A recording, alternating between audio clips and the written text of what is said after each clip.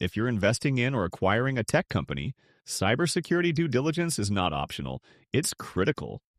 Overlooking security risks can expose you to compliance violations, hidden data breaches, and operational failures that could cost you millions. Many companies claim they are secure, but unless you verify their controls, compliance, and incident history, you could be stepping into a cybersecurity nightmare. In this video, I'll guide you through a structured cybersecurity due diligence audit, covering the 5 key areas you must assess, real-world red flags to watch for, and the essential questions that separate a secure company from a high-risk one. Let's get started. Cybersecurity due diligence starts with defining the scope, understanding exactly what needs to be assessed before diving into details. This is where many investors and security teams go wrong. They focus only on compliance certificates, thinking a SOC 2 or ISO 27001 badge means strong security. In reality, compliance does not equal security. Instead, break down your assessment into 5 key domains. 1. Cloud security. Does the company rely on AWS, Azure, or Google Cloud? How are permissions managed? Are sensitive resources like S3 buckets properly restricted? 2. Data protection policies. Does the company encrypt data in transit and at rest?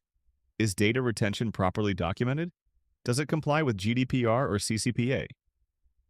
3. Network security.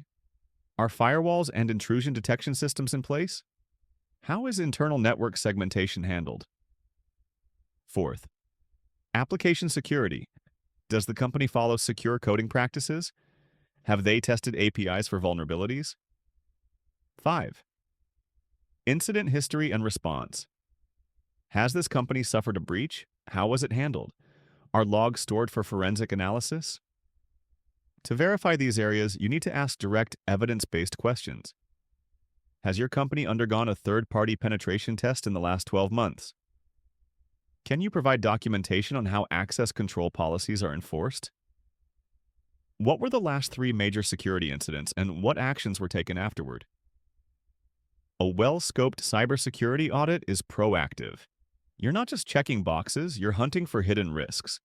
Once the scope is clear, the next step is to assess security policies and compliance.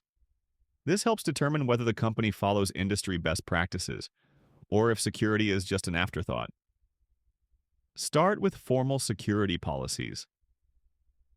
Is there a documented access control policy? Does the company enforce least privilege principles for employees? Are employees trained on phishing and social engineering risks? Next, check compliance standards. Does the company have a valid SOC 2 Type 2 or ISO 27001 certification? If they process payments, are they PCI DSS compliant? Are there GDPR or CCPA controls in place for handling personal data?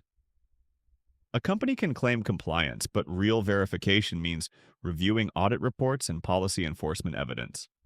Common red flags include lack of documented policies, meaning security practices are informal, no security awareness training, increasing the risk of human error, compliance certifications that are outdated or missing internal audits. If you see any of these, it's a warning sign that security is not a business priority. This is where we move from policies to actual security controls. What is technically in place to prevent breaches? Start with cloud security.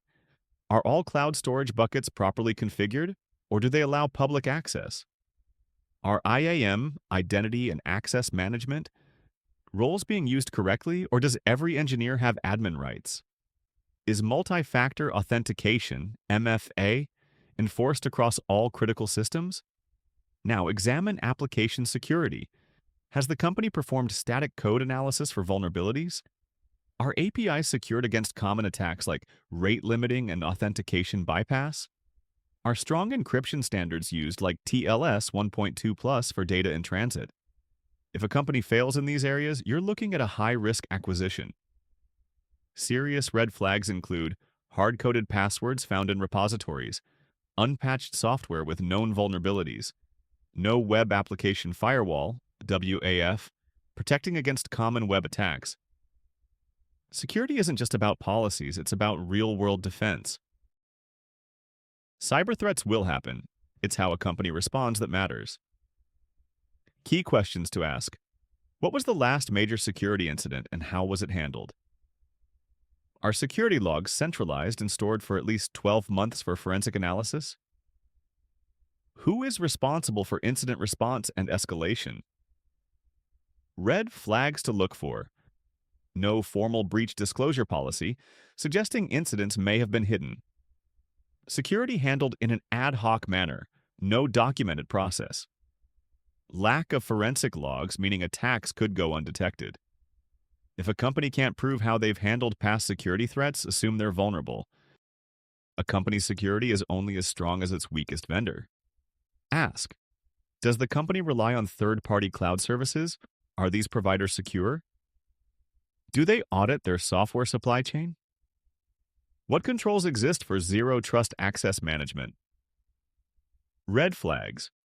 Over-reliance on external contractors with access to sensitive data.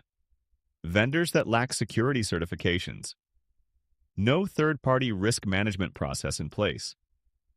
If a company's vendors aren't secure, their entire ecosystem is at risk. To summarize, scope the audit properly. Verify, don't trust. Check security policies and compliance, but don't stop at certificates. Assess technical security. Test, don't assume. Review incident history. Past breaches predict future risk. Evaluate third-party risks, because security is a chain, not an island. If this guide helped you, subscribe to the channel for more actionable cybersecurity content. See you in the next video.